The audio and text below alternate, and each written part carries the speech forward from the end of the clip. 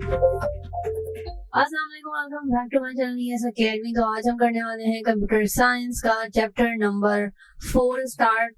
और chapter number 1, 2 और 3 को हमने अच्छे से समझा है, उसकी एक्सरसाइज भी देखी थी। तो चलते हैं आज के लेक्चर को स्टार्ट करते हैं। चैप्टर जो है उसका नाम है कंट्रोल स्ट्रक्चर। इसके बारे में पढ़ेंगे, इसके क्वेश्चन आंसर्स को देखेंगे, देन उसकी एक्सरसाइज देखेंगे और लास्ट हमारा लेक्चर होता है एमसीक्यूज, फिंगर ब्लैंक और एब्रिविएशन से रिलेटेड। तो चलते हैं पहला लेक्चर स्टार्ट करें, जिसमें हम शॉर्ट क्वेश्चंस को डिटेल से देखेंगे ताकि इसमें सारी ही छोटी से छोटी डेफिनेशंस भी कवर हो जाए। देन हम जाएंगे लॉन्ग क्वेश्चंस के ऊपर ताकि आपको कॉन्सेप्ट समझ आए कि लॉन्ग क्वेश्चन को अटेम्प्ट कैसे करना है और अगर एक स्पेसिफिक क्वेश्चन आता है तो उसके अंदर कौन कौन सी डेफिनेशन हमें लिखना लाजमी है। तो क्वेश्चन नंबर 1 हमारे पास है, what are control structure. Control structure क्या होते हैं? Control structure control the flow of execution. ठीक है, कंट्रोल स्ट्रक्चर क्या करते हैं? फ्लो ऑफ एग्जीक्यूशन को देखते हैं प्रोग्राम के अंदर या फंक्शन के फ्लो को देखते हैं, कंट्रोल करते हैं। Control structure are used to repeat any block of code. उसके अलावा क्या करता है control structure? Transfer control to specific block. ठीक है, ये सारे काम क्या क्या हो गए कि कंट्रोल करता है फ्लो ऑफ एग्जीक्यूशन को। उसके अलावा use to repeat any block of code. ठीक है, उसके अलावा तीसरा काम क्या है? ट्रांसफर करता है स्पेसिफिक ब्लॉक को and make a choice by selection. ठीक है, ये सारे काम किसके होते हैं? कंट्रोल स्ट्रक्चर के होते हैं। There are 3 basic structures. इसके भी बेसिक 3 स्ट्रक्चर्स हैं। देखते हैं कौन कौन से हैं। सिलेक्शन है जिसमें आ जाता है डिसीजन मेकिंग। ठीक है, लेकिन आपके पास कौन सा वर्ड मेनली यूज हो रहा होता है? सिलेक्शन का। ठीक है, ये वाला वर्ड बहुत कम यूज होता है। लूप्स, ठीक है, लूप्स में भी आइट्रेशन का, जहाँ पे कभी कभी आइट्रेशन का भी वर्ड यूज होता है, लेकिन ज्यादातर लूप्स का ही वर्ड यूज हो रहा होता है। ठीक है, उसके अलावा जम्प्स। ठीक है, अब देखेंगे कि एक एक डेफिनेशन को कि वो क्या करती है। सिलेक्शन यानी कि डिसीजन मेकिंग कंट्रोल स्ट्रक्चर क्या करता है, इसकी स्टेटमेंट देख लेते हैं पहले। ये करता है, the selection control structure allow a number of condition in which led to a selection of one out of several alternatives। ठीक है, बहुत सारों में से कोई एक ऑल्टरनेटिव चूज करना होता है, तो ये हमारे पास हेल्प करता है। ठीक है, इसके अलावा हमारे पास है there are 3 types of selection control structure. इसमें 3 तरह के कंट्रोल स्ट्रक्चर है हमारे पास। तो यहाँ पे क्या आ गया? If selection, if L selection और स्विच सिलेक्शन। ठीक है, तो इनको देखते हैं कि सिलेक्शन स्टेटमेंट क्या होती है। इफ सिलेक्शन स्टेटमेंट होती है जिसमें कंडीशनल स्टेटमेंट को टेस्ट किया जाता है पर्टिकुलर कंडीशन के ऊपर। ठीक है, whenever the condition evaluates as true, जब भी ट्रू होगी तो क्या होगा? परफॉर्म एन एक्शन, आगे प्रोसीड हो जाएगा, काम होना शुरू हो जाएगा। इफ इट इज नॉट, अगर कंडीशन फॉल्स में आएगी यानी कि ट्रू के अलावा आएगी, देन एक्शन इज स्किप्ड, तो क्या होगा? वो एक्शन स्किप हो जाएगा और आगे बढ़ जाएगा। ठीक है, तो ये हमारे पास का आ गया सिंटैक्स। ठीक है, हम इस तरह से इसको यूज करते हैं इफ कंडीशन को। ये हमारे पास यहाँ पे आ गया और उसके बाद इसकी फ्लो डायग्राम से आपको ज्यादा अच्छे से समझ आएगा कि ये यहाँ से फ्लो ऑफ डाटा होता है, यहाँ पे कंडीशन टेस्ट की जाती है।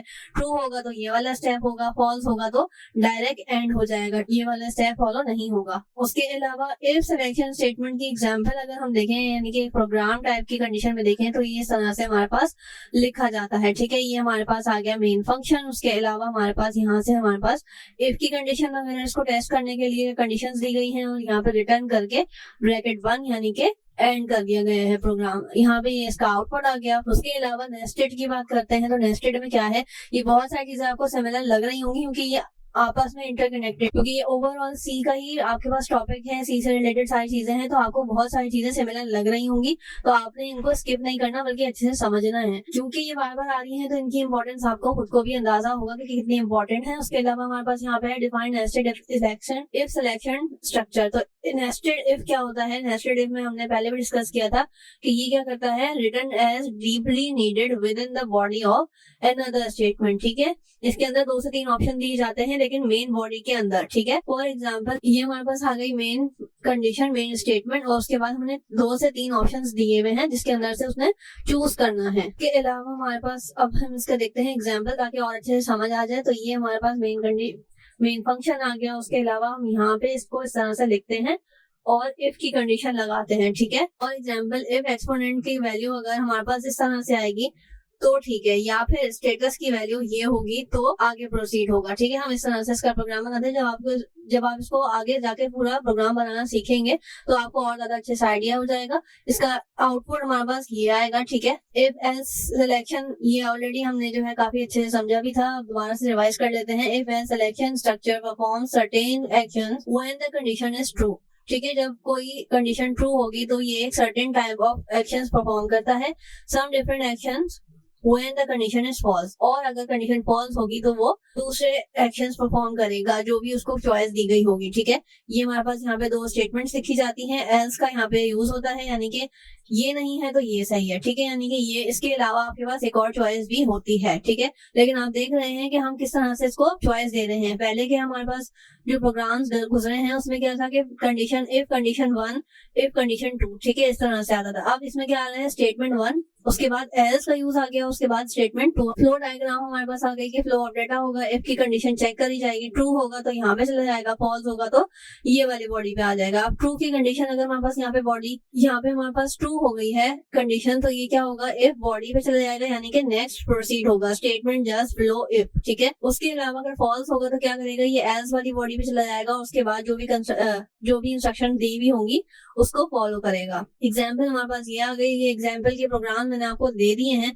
अगर आप इसको एग्जीक्यूट करना चाहें तो आप इसको करके देख सकते हैं कि आपके पास आउटपुट क्या आ रहा है। ठीक है, या वीडियो को पॉज करके भी देख सकते हैं। उसके अलावा हमारे पास इसका आउटपुट ये आएगा। ठीक है, नेक्स्ट हमारे पास है क्वेश्चन नंबर 6। यहाँ पे भी हम डेफिनेशन समझ रहे हैं। Define else if selection structure, ये क्या होता है और इसकी एग्जांपल देखा। एल्स इफ सिलेक्शन स्टेटमेंट क्या होती है, nested else if statement test for multiple conditions. ठीक है, ये हमने पहले भी देखा था कि ये वाली कंडीशन में क्या होता है कि मल्टीपल कंडीशन को टेस्ट किया जाता है by placing if else statement. ठीक है, प्रोग्राम के बीच में इफ एल्स स्टेटमेंट दी जाती है। ठीक है, और फिर उनको टेस्ट किया जाता है। When the condition is evaluated as true, अगर कंडीशन जो है हमारे पास ट्रू होती है तो क्या होता है, कोरोस्पॉन्डिंग स्टेटमेंट एग्जीक्यूट होती है और रेस्ट ऑफ द स्ट्रक्चर जो है वो स्किप किया जाता है। दिस स्ट्रक्चर इसको हम क्या कहते हैं, इफ एल्स इफ लैडर। ठीक है, इसको हम इफ एल्स इफ लैडर भी कहते हैं। उसके अलावा ये आपके पास एमसीक्यूज के लिए भी बहुत ही ज्यादा जरूरी है कि आप सेकंड नेम भी पता होना चाहिए। ये हमारे पास आ गया प्रोग्राम। ठीक है, ये हमारे पास देख रहे हैं कि आपने पहले इफ की कंडीशन दी, देन आपने उसको एल्स की कंडीशन दी, एंड देन आपने एल्स की इफ एल्स की कंडीशन यहाँ पे एक और दे दी ताकि ये आपके पास मल्टीपल चॉइस बन जाए। ठीक है, तो ये आप देख रहे हैं कि इफ एल्स का काफी ज्यादा इस्तेमाल किया गया है ताकि आपको ये चीज समझाई जा सके। ये हमारे पास आ गया आउटपुट।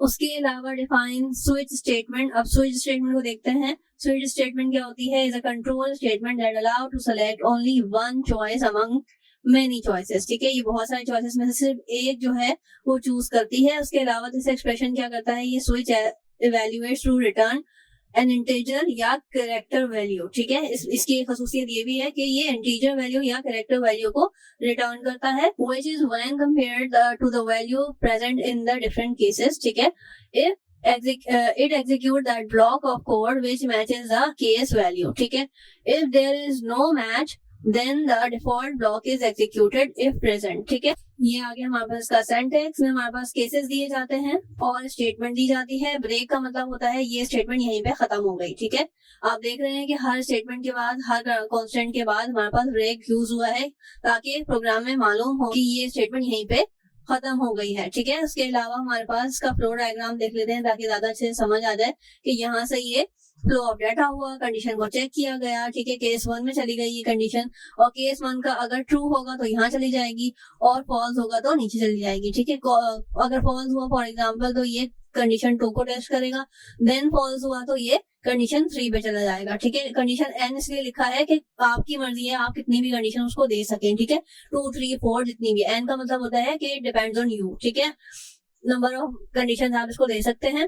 अगर कंडीशन ट्रू होगी तो आपके पास ये क्या आएगा, स्टेटमेंट 1 ब्रेक हो जाएगी। अगर कंडीशन 2 ट्रू होगी तो हमारे पास स्टेटमेंट 1 के ऊपर ये ब्रेक हो जाएगी। ये स्टेटमेंट 1 नहीं आएगा, यहाँ पे स्टेटमेंट 2 आएगा, करेक्शन। उसके अलावा केस कंडीशन 3 है हमारे पास, तो इस तरह से स्टेटमेंट 3 पे चले जाएगी और ब्रेक हो जाएगी। उसके अलावा ये हमारे पास आ गया डिफॉल्ट स्टेटमेंट और ये हमारे पास बाकी आ गया statement just below switch case. ये हमारे पास यहाँ पे आ गया इसका एग्जाम्पल। ठीक है, ये आपके पास प्रोग्राम है, इसको आप पॉज करके देख सकते हैं और ये भी देख सकते हैं कि ये केसेस दिए हुए हैं। ठीक है, और ये पहला केस दिया हुआ है। ठीक है, अगर ये हमारे पास ब्रेक हो जाए यानी कि फॉल्स हो जाए तो आप केस 2 पे जा सकते हैं। केस 2 में भी आपने देखा कि यहाँ पे ब्रेक यूज हुआ है और केस 3 में भी सिमिलरली ब्रेक का वर्ड यूज किया गया है। ठीक है, ये आप देख सकते हैं 3 से ज्यादा भी दी हुई है तो इसीलिए वहाँ पे नंबर n जो है वो मेंशन किया गया था कि डिपेंड ऑन यू कि आप 3 चॉइसेस दें, 4 चॉइसेस दें, तो ये आपके ऊपर डिपेंड करता है। ये इसका आउटपुट आ जाएगा जो प्रोग्राम मैंने आपको ऊपर दिखाया है। उसके अलावा जो बहुत मेन क्वेश्चन है, आपने प्रीवियस ईयर्स में भी देखा होगा, 5 ईयर्स वगैरह अगर आपके पास हैं तो उसके अंदर भी पहले के सालों में भी ये क्वेश्चन ऑलमोस्ट हर साल ही दिया जाता है। ठीक है, डिफरेंस जो है वो हर साल कोई ना कोई आता ही लाजमी है। ठीक है, और आपने इस साल के लिए भी आपने डिफरेंस जो है वो प्रिपेयर करने हैं। इस चैप्टर में इफ एल्स और स्विच का जो है कंपैरिजन किया गया है। इफ एल्स स्टेटमेंट क्या होती है, is used to select among 2 alternatives. इसमें कितनी चॉइसेस होती हैं, 2। ठीक है, और इसमें कितनी होती हैं, used to select multiple alternatives. ठीक है, उसके अलावा इफ एल्स स्टेटमेंट क्या करती है, can have a value based on constraints. यहाँ पे क्या होती है, value based on user choice. ठीक है, वो आपसे पूछता है। उसके अलावा फ्लोट, डबल, कैरेक्टर, इंटीजर, ये सारे डेटा टाइप जो है वो इफ एल्स कंडीशन के अंदर यूज होते हैं। जबकि स्विच स्टेटमेंट में क्या होता है, कौन सा डेटा टाइप होता है, इंटीजर या कैरेक्टर डेटा ही यूज होता है। ये 2 टाइप के डेटा स्विच स्टेटमेंट में यूज हो रहे होते हैं। ये भी हमने डेफिनेशन में ही पढ़ा था। उसके अलावा हमारे पास इफ एल्स में क्या होता है, it is difficult to edit. ठीक है, ये डिफिकल्ट होती है एडिट करने में। और ये क्या है, it is easy to edit. ठीक है, ये है इजी एडिट करने के लिहाज से। उसके अलावा हमारे पास आ गया लूप या आइट्रेशन के बारे में। आइट्रेशन और loop in a computer programming is a process wherein a set of instruction और structure are repeated in a sequence. ठीक है, कोई भी चीज बार बार होना किसी सीक्वेंस से, तो उस चीज को क्या कहा जाता है, लूप कहा जाता है। Number of times until the condition is true. जब तक कंडीशन ट्रू है तो वो उस चीज को रिपीट करता जाता है। ठीक है, when the set of instruction is executed again and again, it's iteration या लूप कहा जाता है। A loop statement allow us to execute a statement और a group of statement multiple times. ठीक है, ये स्टेटमेंट लूप स्टेटमेंट क्या allow करती है हमें कि एक ही चीज को हम बार बार जो है उसको यूज कर सकते हैं। C++ प्रोवाइड 3 तरह के लूप जो है वो हमारे पास C++ में मौजूद है, फॉर लूप, व्हाइल लूप या डू व्हाइल लूप। उसके अलावा हमारे पास इसकी डेफिनेशन भी हैं, तो चलते हैं देखते हैं। सबसे पहले फॉर लूप क्या है। फॉर लूप हमारे पास क्या है, for loop is a repetition of iteration control structure that repeats a loop. For statement includes initialize of a counter. ठीक है, यहाँ पे इनिशियली आपको एक काउंटर देना पड़ता है, कितनी दफा आपने लूप जो है वो चलाना है।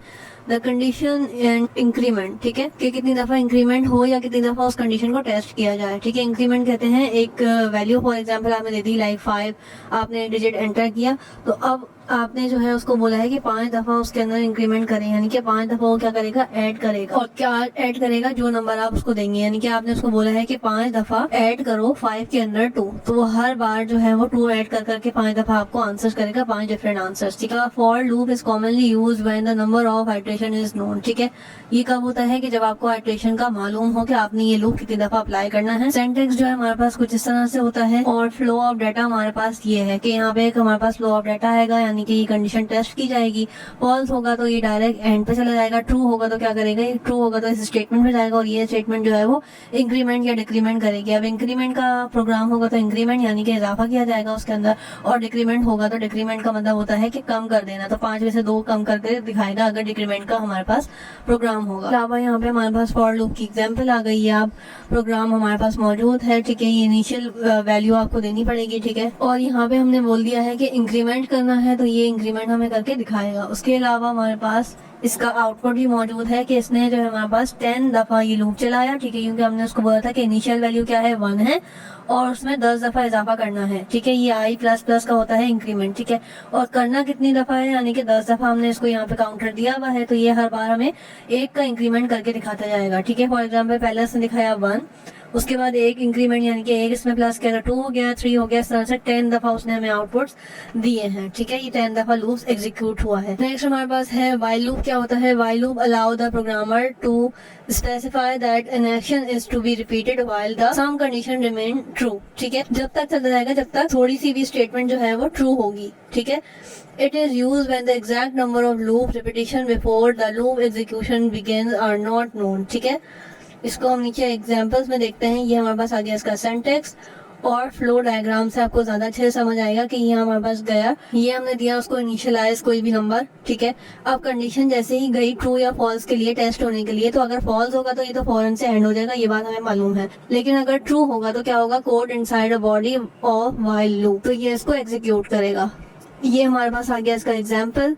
ये हमारे पास मेन क्वेश्चन आ गया, उसके बाद मेन प्रोग्राम के बाद यहाँ पे हमने इसको इनिशियलाइज किया 1, इनिशियल वैल्यू क्या दी 1। ठीक है, और व्हाइल लूप हमने कितनी दफा बोला है, 10 दफा चलाना है। ठीक है, उसके अलावा हमने इसके यहाँ पे भी इंक्रीमेंट का ही बोला है। Do while loop with text, ठीक है, और फ्लो डायग्राम देना है। अब डू वाइल लूप क्या करता है, do while loop is similar to while loop, ठीक है, ये एक तरह का वाइल लूप ही होता है, सिमिलर टू वाइल लूप है, ठीक है, except that do while loop is guarantee to execute at least one time, ठीक है, डू वाइल लूप की गारंटी होती है कि कम से कम एक दफा जो है एग्जीक्यूट हो, जबकि वाइल लूप में जब तक कंडीशन जो है वो ट्रू होगी जब तक ही वो एग्जीक्यूट होता है। अगर फर्स्ट में ही फेल हो गया तो वो फर्स्ट में ही रुक जाएगा। Even if the condition false for the first time, अगर पहली दफा कंडीशन गलत भी हो गई तो भी ये क्या करेगा, डू वाइल लूप एक दफा एग्जीक्यूट होता है, अनलाइक फॉर और वाइल लूप, ठीक है, फॉर और वाइल लूप अगर फर्स्ट टाइम फेल हो गए तो वहीं पे ही स्टॉप हो जाते हैं। Which test the loop condition at start of the loop, ठीक है, ये स्टार्ट में ही इसको टेस्ट कर लेता है। The do while loop check its condition at the end of the loop, ठीक है, ये आखिर में जाके इसकी कंडीशन को टेस्ट करता है। ये इसकी आगे हमारे पास सिंटैक्स और इसको फ्लो डायग्राम से समझते हैं कि ये हमारे पास गया डाटा इनिशियलाइज किया, उसके अलावा हमारे पास ये गया code inside body of while loop, ठीक है। अब ये कंडीशन टेस्ट होने पे गई तो ट्रू होगा तो ये यहाँ चला जाएगा और आगे प्रोसीड होगा, यानी कि ये बार बार चलता जाएगा कंडीशन, और अगर फॉल्स होगी तो ये एटलीस्ट ये एक दफा टेस्ट जरूर होगा। यहाँ पे हमारे पास आ गई इसकी इनिशियल वैल्यू, उसके अलावा ये हमने यहाँ पे इसको काउंटर दिया हुआ है, इंक्रीमेंट का बोला हुआ है और बोला गया है क्योंकि ये डू वाइल लूप है तो इसमें वाइल लूप भी यूज होगा, ठीक है, ये इस तरह से ये 10 दफा इम्प्लीमेंट किया जाएगा। नेस्टेड लूप हमने ऑलरेडी समझ लिया है। नेस्टेड लूप क्या होता है, वन फॉर while या do while loop is existed another loop, ठीक है, they are said to be nested. अब इसको नीचे से समझते हैं ताकि आपको और ज्यादा अच्छे से समझ आए कि ये एग्जाम्पल हमारे पास गिवन है। ये आगे रॉ और कॉलम की बात, ठीक है, फॉर रॉ दिया हुआ है हमने 1 और रॉ की इंक्रीमेंट हमने कितनी बोली है 5, ठीक है, और कॉलम हमने इनिशियलाइज किया है 1, लेकिन कॉलम की कितनी बोली हमने 3 तक। अब देखते हैं इसका कि ये इसने इंक्रीमेंट किस तरह से किया, ठीक है। अब हमने कितने बोले थे, रॉ बोली थी 5, 1 2 3 4 एंड 5, तो ये 5 उसने रॉ हमें लूप बना के दिया, और कॉलम्स कितने बोले थे 3, तो 1 2 3 3 कॉलम्स हैं तो ये पूरे 3 कॉलम्स आ गए, तो इस तरह से इसने एग्जीक्यूट किया है। डिफरेंस आ गया फॉर लूप, वाइल लूप और डू वाइल लूप में। तो ये क्या होता है, फॉर लूप जो है वो प्री टेस्टेड किया जाता है, वाइल लूप क्या है, प्री टेस्टेड किया जाता है because the condition is tested at the start of the loop, ठीक है। और डू वाइल में क्या होता है कि डू वाइल जो है ये आखिर में जाके हमारे पास टेस्ट होता है, तो इसको कहते हैं post test loop. It is known as entry control loop, ठीक है, इसको क्या कहा जाता है, एंट्री कंट्रोल लूप कहा जाता है। वाइल लूप का दूसरा नाम क्या होता है, वाइल लूप भी हमारे पास जो है एंट्री कंट्रोल लूप के नाम से ही जाना जाता है, जबकि डू वाइल लूप क्या होता है कि ये एग्जिस्टेड कंट्रोल लूप के नाम से जाना जाता है। इसके अलावा if the condition is not true first time then the control will never enter in any loop, ठीक है, यानी कि अगर ये फर्स्ट टाइम फेल हो गया तो ये आगे प्रोसीड नहीं करेगा। सिमिलरली यहाँ पे भी यही हाल है कि वाइल लूप जो है वो फर्स्ट टाइम अगर फेल हो गया तो वो आगे एंटर नहीं कर रहा होता, जबकि डू वाइल लूप का क्या है कि even if the condition is not true for the first time the control will never enter in a loop, there is no semicolon, ठीक है, इसमें सेमीकोलन का यूज नहीं होता after the condition in the syntax for the for loop, ठीक है, यहाँ पे भी यही होता है, सिमिलर है, लेकिन यहाँ पे क्या होता है, there is a semicolon after the condition is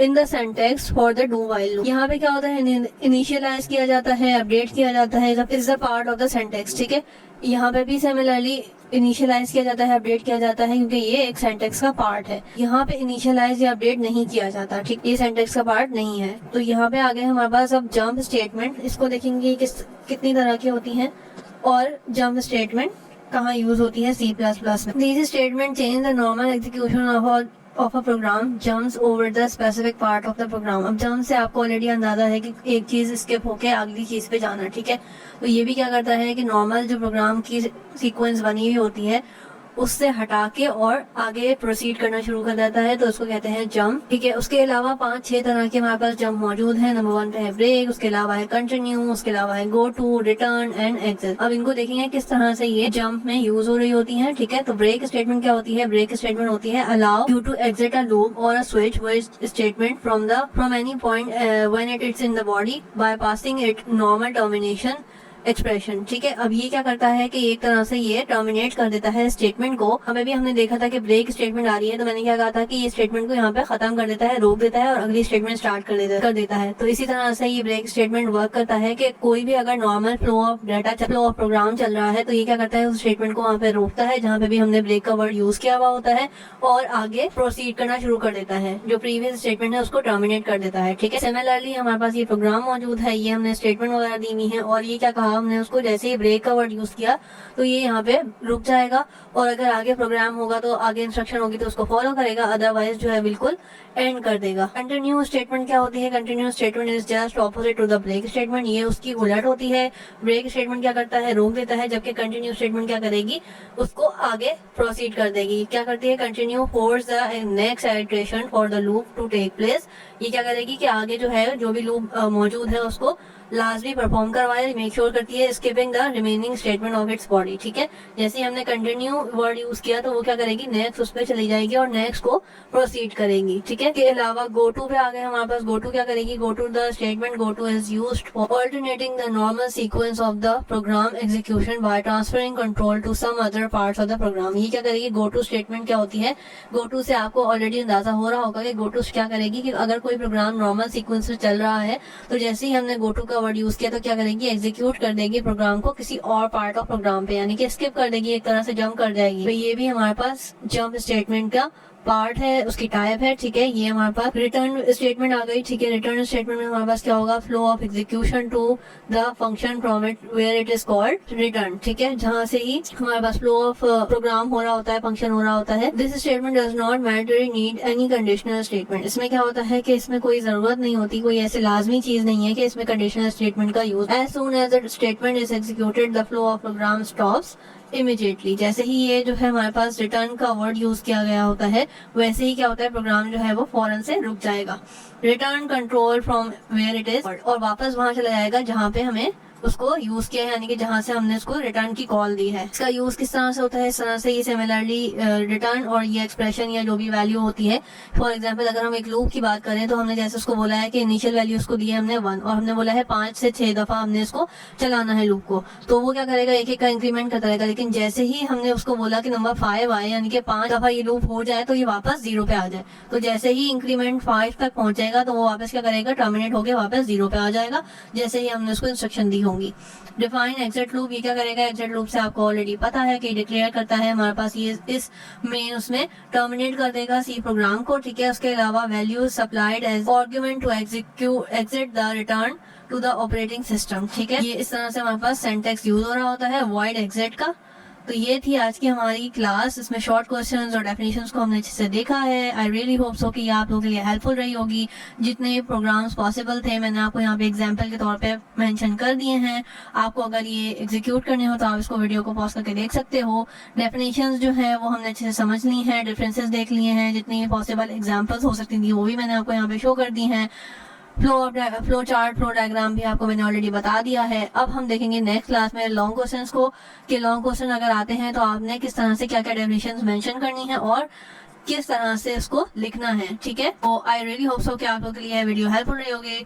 please like my video, share my videos and subscribe my channel.